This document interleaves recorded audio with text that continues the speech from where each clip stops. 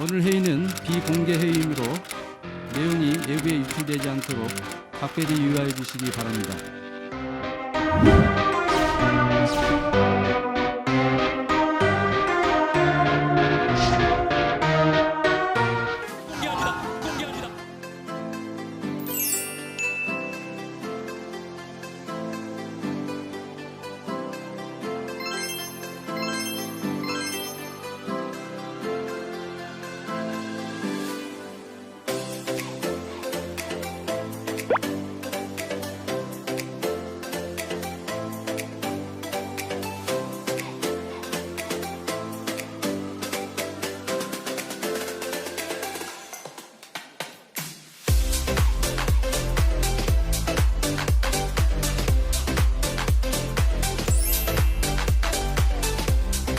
오늘 회의와 관련하여 몇 가지 안내사항을 말씀드리겠습니다. 오늘 회의는 비공개 회의이므로 내용이 외부에 유출되지 않도록 각별히 유의하여 주시기 바랍니다.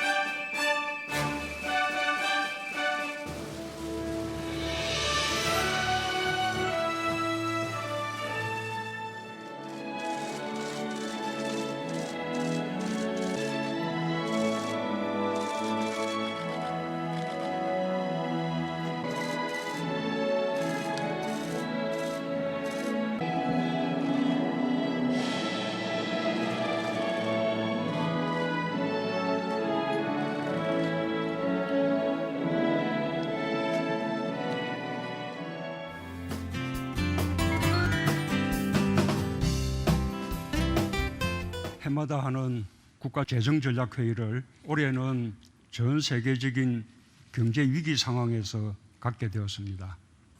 국회에서도 이해찬 대표님, 김태현 원내대표님, 조정식 정책위 의장님 등 여러분이 함께해 주셨습니다. 경제 상황에 따라 재정 운용 전략도 크게 달라지지 않을 수 없습니다. 엄중한 인식과 비상한 각오로 논의에 임해 주시기 바랍니다. 재정은 국가 정책을 실현하는 직접적인 수단입니다. 우리 사회가 가야 할 방향과 목표를 담아야 하고 경제 위기 국면에서는 국민의 고통을 해결하는 데 앞장서 역할을 해야 합니다. 지금은 누구를 위한 재정이며 무엇을 향한 재정인가라는 질문이 더욱 절박한 시점입니다. 세계 경제의 바닥이 보이지 않습니다. IMF는 올해와 내년의 글로벌 GDP 손실 규모가 일본과 독일 경제를 합친 것보다 더 클 것이라고 전망합니다. 대공황 이후 최악의 경기 침체와 마이너스 성장으로 전 세계 170개 이상 국가에서 1인당 소득이 감소할 것으로 예측하고 있습니다. 우리 경제도 예외가 아닙니다. 수출이 급감하는 가운데 항공, 관광, 외식업 등 서비스업 위축이 제조업 위기로 확산되고 있습니다. 취업자 수가 크게 감소하며 고용 충격도 가시화되고 있습니다.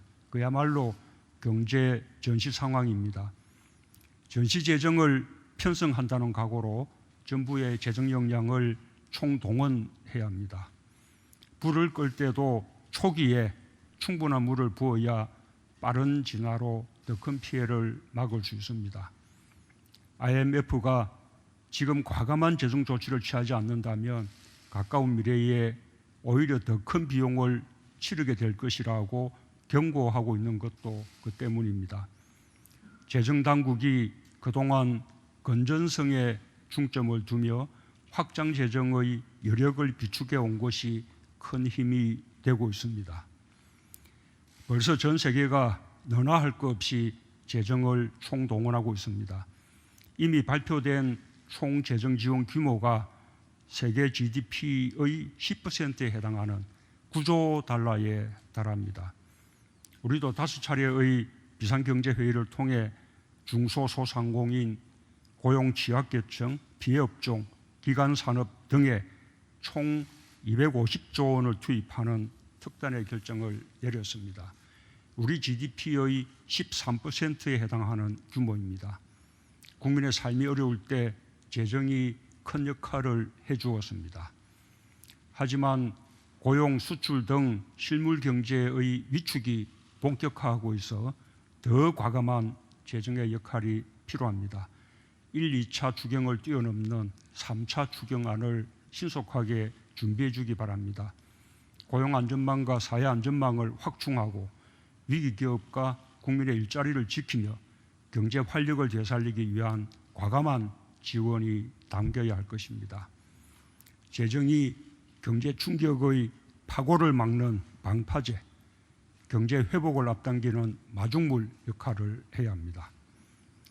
경제 위기 극복과 함께 포스트 코로나 시대의 새로운 도약을 위한 한국판 뉴딜도 준비해야 합니다.